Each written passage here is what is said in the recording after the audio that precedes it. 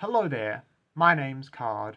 I'm a long-time progressive community organiser and activist, and here on my YouTube page, I like to make simple little videos talking about all sorts of different things which cross my mind. And today, I just wanted to briefly articulate something about the nature of contemporary anti-Indian racism that I think most self-described progressives and lefties and liberals all tend to miss. Now, you might have seen a marked increase in anti-Indian racism, online particularly, in the last few years. In large part, this is just because all the no-name, background noise tier 10 follower online reactionaries that get all their opinions get them from the same handful of people. So when Matt Walsh or Nick Fuentes or whoever says Indians bad, the rest of them all just follow along like sheep. But what's the reason for this sentiment existing or finding a place among a lot of far right-wingers online in the first place? Why does it stick in their minds? Well, I think there's actually a very simple answer. The typical modern online reactionary young white man is simply jealous of Indian and Indian diaspora culture. You might not usually think of racism and racial hatred as being rooted in jealousy of the targeted group, but you should. It's usually true. And I think understanding this will be very helpful to anyone left of centre who thinks anti-Indian racism, or any type of racism, is a real problem and who wants to know how best to help address it.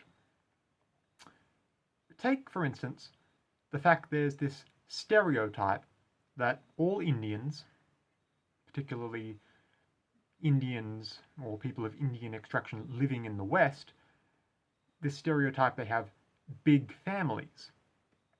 Whether or not that's actually literally true, it's certainly not true of literally every Indian household, of course, but the modern fascist sympathizing incel type certainly thinks it's true. They think Indians all have big families. You know, husband, wife, lots of kids, extended family, all living harmoniously together in one household. And the reactionary, they get jealous because they think there's a global conspiracy, read the Jews, working to prevent white people from having that same thing, from getting married and raising kids or whatever. That's essentially just what's happening here. They're jealous of the imagined Indian family dynamic and how successful they think it is. Or Western reactionaries hate their own country because they think modern society is decadent or degenerate or whatever.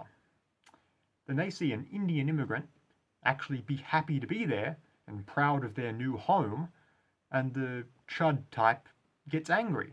You know, how dare you be happy in my country? That happiness is supposed to be my birthright. It's just that type of thinking all the way down. Or you've surely seen the young male right-wingers who LARP as trad Catholic crusaders online, because they think pretending to be religious might make them feel happy or seem cool. They know, on the inside, all that supposed religious feeling is all for show, because they don't understand what faith is, so they still feel empty.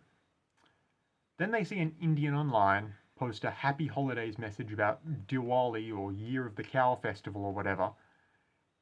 They see how happy genuine piety can make someone else feel, and then they get mad they don't have any capacity for that themselves. So they get jealous of Indians, and they post racist stuff online just because their feelings are hurt, because they're babies. Or these racist white right-wingers try to boast about white civilization being the oldest and lasting the longest or whatever, which they know isn't true, especially because they look at India, which has been around for 8,000 plus years, and they get bitchy because their own fantasy version of the White West doesn't measure up to the actual real-world cultures that they can see online. Or someone points out just simple fact, There's more people in India than in America, for instance. And if you're a dumb, idiot, right-wing American, you go, bigger number good, we should have the bigger number, not them. That's literally all there is to it. All modern anti-Indian sentiment, I would wager, is just the product of where irrational jealousy intersects with absolute mental retardation.